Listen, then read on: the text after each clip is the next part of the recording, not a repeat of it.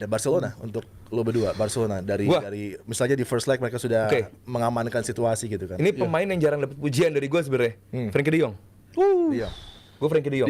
Kenapa dia merubah pandangan lo terhadap dirinya? Pada akhirnya Barcelona emang perlu walaupun di second leg gak sebagus itu, cuman pada akhirnya ada yang bisa ngontrol aliran bola dari Barcelona, nggak yang secepat itu. Karena di leg kedua kemarin gue sering lihat Barcelona justru lebih end to end gitu, nggak ada mau sabar, justru di tangan atau di kaki Frenkie de Jong lah bola akhirnya bisa bola sabar, santai, aliran bola lebih bersabar lah gitu, lebih bisa kita leading loh gitu. Cuman pada akhirnya itu bahasa Latinnya berarti apa? Pausa. El pausa. Itu De Jong yang megang. La pausa ya. Itu La pausa ya. La pausa. Itu apa yang betul ya? Ada yang buat ini juga hirup. Hirup. Pausa ya? Udah terjadi ya. Sekarang umur gini. Betul.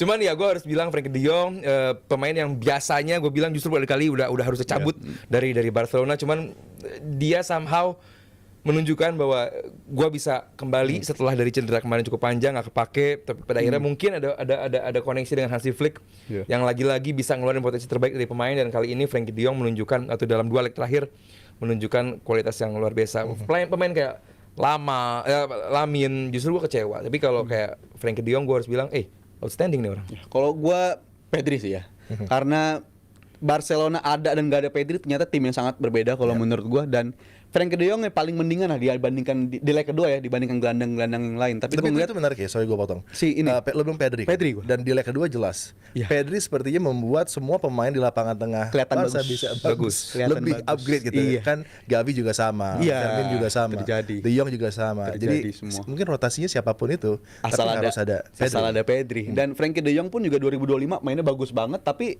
gue makanya skeptis di hari Rabu gue bahas ini, jangan-jangan apakah Frenkie de Jong yang emang lagi meningkat lagi bagus, atau justru kebantu banget sama partnernya Pedri yang lagi performa bagus-bagus di musim ini. Jadi menurut gue sepanjang 2 leg Pedri, walaupun di leg kedua dia nggak dimainin sebagai starter, tapi gue bilang ya itu faktor karena Barcelona nyata tim yang berbeda ketika ada dia dan nggak ada dia, dan pemain-pemain di sekeliling dia tampil lebih nyaman ketika ada dia. Jadi gue harus bilang Pedri ini pemain yang harus dijagain, jangan sampai dia cedera kayak di musim-musim sebelumnya, karena cara Barcelona nge-treatment dia di musim ini udah bagus banget. Dia selalu tersedia di musim ini. Jadi menurut gue itu harus pemain yang harus dijaga banget sebagai Barcelona, dan harus dijaga hingga akhir